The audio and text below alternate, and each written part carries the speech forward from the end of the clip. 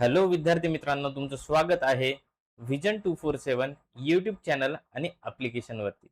तर विद्यार्थी मित्रांनो, 10 फेब्रुवारी 2026 ला CIDच्या व्हॅकन्सीज निघाल्या होत्या. त्यानंतर त्याचा एक्झाम फॉर्म आपण लास्ट डेट होती एक्झाम फॉर्म ऑलमोस्ट 11 मार्च पर्यंत. तर त्यामध्ये काय झालेलं आहे की जो एक्झाम पॅटर्न आहे किंवा मग जी इलिजिबिलिटी क्रायटेरिया आहे त्यामध्ये त्रुटी निघाली, काही चुका झालेल्या आहेत आणि त्या चुका CID डिपार्टमेंटनी मान्य केलेल्या आहेत.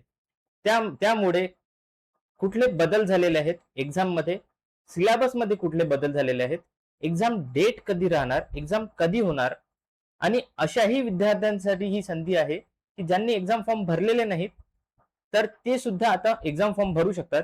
ह्या सर्व गोष्टी आपण आजच्या व्हिडिओमध्ये बघणार आहेत. तर आखरीपर्यंत व्हिडिओला जोडून राहा. चला तर मग बघूया. एका आठवड्याआधी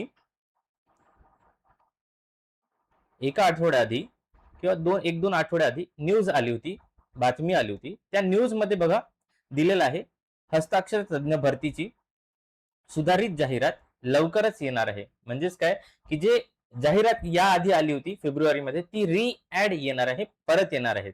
ही संधी हुकलेल्या उमेदवारांना दिलासा. म्हणजेच काय, ज्यांनी फॉर्म भरलेला नाही त्यांना ही फॉर्म भरता येईल. तर त्यासाठीच त्या मुलांना किंवा मग अशा स्टुडंट्सला की जे फॉर्म भरणार होते पण भरू शकले नाही त्यांच्यासाठी गोल्डन अपॉर्च्युनिटी आहे, चांगली अपॉर्च्युनिटी आहे. तर बघा याच्यामध्ये फेरबदल झालेले आहेत बरेचसे. ही ऍड जुनी ऍड आहे, या आधी म्हणजे 8 ते 10 दिवस झालेले आहेत या ऍडला. तर मी तुम्हाला एकदम शॉर्ट मध्ये सांगणार आहे. आपला महत्वाचा टॉपिक आहे, पॉइंट हा आहे की एक्झाम कधी होईल, सिलेबस काय राहणार. तर बघा या ऍड मध्ये दिलेलं काय आहे की जी सीआयडीच्या पोस्ट निघाल्या, किती पोस्ट होत्या, 16 जागा होत्या. त्या 16 जागा जो इलिजिबिलिटी क्रायटेरिया तो फॉलो नाही केलेला आहे. ज्या कारणाने आणि ही जी बाब आहे ही CID डिपार्टमेंटने मान्य केलेली आहे. त्यामुळे CID डिपार्टमेंटने असं ठरविले आहे की ही जी ऍड आहे याची री ऍडव्हर्टाइजमेंट किंवा री ऍड येणार आहे. म्हणजेच परत फॉर्म निघणार आहेत आणि त्या फॉर्म मध्ये ज्या चुका झाल्या होत्या त्या चुका करेक्ट करणार आहेत. म्हणजेच काय, त्या चुका सुधारणार आहेत. आता त्या चुका कुठल्या कुठल्या होत्या तर बघा, इलिजिबिलिटी क्रायटेरिया जसं की मी आधी सांगितलं. त्यानंतर सिलेबस बद्दल काही माहिती नव्हतं. सिलेबस फिजिक्स, केमिस्ट्री, मॅथ सर्वच दिलेलं होतं त्यांनी सिलेबस मध्ये. पण गव्हर्नमेंटनी एका रेग्युलेशन नुसार सिलेबस मध्ये Marathi Marathi English general knowledge आणि लॉजिकल रिझनिंग आणि मॅथ्स. तर ह्या विषयांवरती किंवा मग मॅथ्स नाही आहे तर हे विषय सिलेबस मध्ये असायला पाहिजे पण हे नव्हते. त्यामुळेच सिलेबस मध्ये देखील बदल होणार आहेत. आता सिलेबस मधले बदल कधी माहिती होईल किंवा मग याचा ऍक्च्युअल सिलेबस, ऑफिशियल सिलेबस कधी येईल, ऑफिशियल सिलेबस कधी पब्लिश होईल, त्यानंतर एक्झाम डेट्स कुठली राहणार, एक्झाम डेट आणि एक्झाम डेटच्याही आधी तुमचा अप्लिकेशन फॉर्म कधीपर्यंत तुम्ही फिलअप करू शकता. तर ह्या सर्व गोष्टी आजच्या व्हिडिओमध्ये आपण डिस्कस करणार आहे. तर चला बघूया. तर बघा, सगळ्यात आधी आपण घेऊया की एक्झाम किंवा मग जी ऍडव्हर्टाइजमेंट आहे कधी येईल, CID ऍडव्हर्टाइजमेंट कधी येईल किंवा मग CID ऍड कधीपर्यंत येऊ शकते. तर ह्या ज्या वॅकन्सी आहेत ह्याची ऍड ऑलमोस्ट किंवा मग आपण असं म्हणू शकतो की जूनच्या फर्स्ट वीकमध्ये किंवा मेच्या लास्ट वीकमध्ये ह्याची री ऍड येऊ शकते किंवा मग यायला पाहिजे. आणि जसं की या आधीच्या एक्झाम झालेल्या आहेत त्या एक्झामचं अनालिसिस करून जर समजा ऍड तुमची निघाली कधी मे मध्ये किंवा जून मध्ये जर ऍड मे किंवा जून मध्ये निघाली तर याला प्रोसेस व्हायला किंवा मग याच्या प्रोसेसिंगला ऑलमोस्ट 2 महिने लागतील, 2 ते 3 महिने लागतील. जर समजा जून मध्ये ऍड आली, जून जून कन्सिडर करत आहे आपण, जून मे मे तर आता संपतच आलेला आहे, जून कन्सिडर करूया. जून मध्ये जर ऍड आली याच्या 2 महिन्यानंतर म्हणजे जुलै किंवा ऑगस्ट, जुलैच्या एंडिंगला किंवा ऑगस्टच्या स्टार्टिंगला तुमची एक्झाम होणार आहे. एक्झाम होईल, तुमची एक्झाम होईल.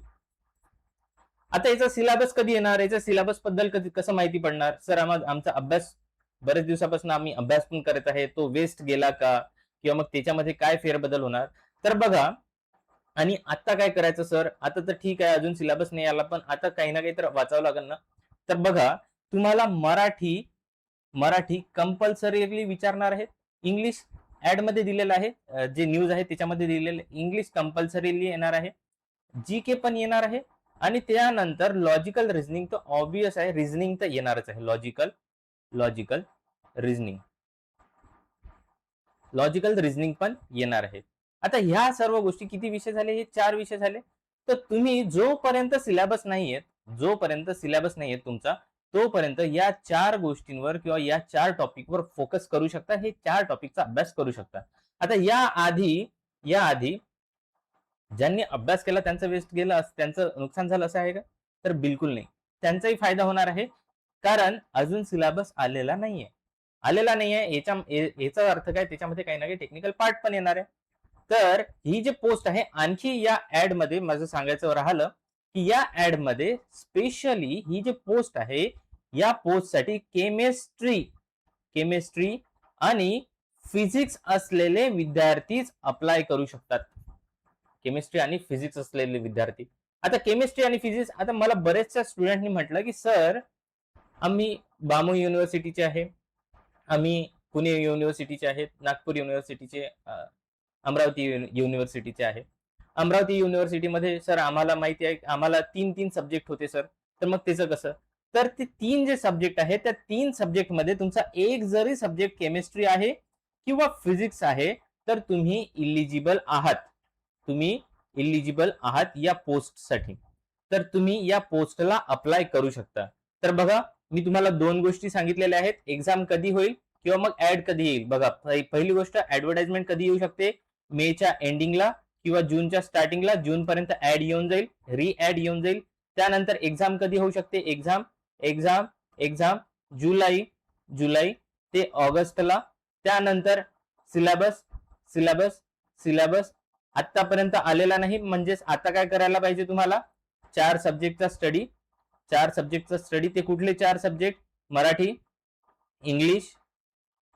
इंग्लिश, जीके, जनरल नॉलेज आणि लॉजिकल रिझनिंग. तर ह्या सर्व गोष्टींवरती तुम्हाला लक्ष द्यायचं आहे. तर बघा, आता हे 4 सब्जेक्ट आहेत. तर आपल्या ऍप्लिकेशन वरती विजन 247 प्ले स्टोअरला ऍप्लिकेशन आहे. या ऍप्लिकेशन वरती हा सर्व सिलेबस कव्हर केलेला आहे. प्लस तुम्हाला जर असं वाटत असेल की सर थोडं टेक्निकल सुद्धा नॉलेज असायला पाहिजे, टेक्निकल सुद्धा विचारतीलच, तर टेक्निकलचेही सेशन्स रेकॉर्ड केलेले आहेत. टेक्निकलचेही सेशन्स आहेत त्यावरती. प्लस टेस्ट सिरीज पण आहे. जर तुम्हाला ह्या सर्व गोष्टींचा फायदा घ्यायचा असेल तर ऍप्लिकेशन इन्स्टॉल करा. फ्री टेस्ट सिरीज आहेत ऍप्लिकेशन वरती, फ्री टेस्ट सिरीज कशासाठी? तर असे विद्यार्थी की जे अप्लाय नाही करू शकत किंवा मग टेस्ट सिरीज परचेस नाही करू शकत, तर त्यांच्यासाठी फ्री टेस्ट सिरीज आहेत. आता या टेस्ट सिरीज मध्ये क्वेश्चन्स कुठले राहतील, प्रश्न कुठले राहतील? तर ते प्रश्न या आधी झालेल्या परीक्षेमध्ये विचारलेले प्रश्न राहतील, म्हणजेच प्रिव्हियस इयर क्वेश्चन्स. तर जर तुम्ही नवीन असाल चॅनलवरती तर चॅनलला सबस्क्राईब करा, असेच अपडेट येत राहतील. बेल आयकॉन वरती क्लिक करा, जेणेकरून नवीन व्हिडिओ आल्यानंतर तुम्हाला समजेल. आणि लाईक आणि सबस्क्राईब करा, तुमच्या फ्रेंड्सला शेअर करा, जेणेकरून त्यांना देखील या एक्झामचा फायदा होईल. थँक्यू.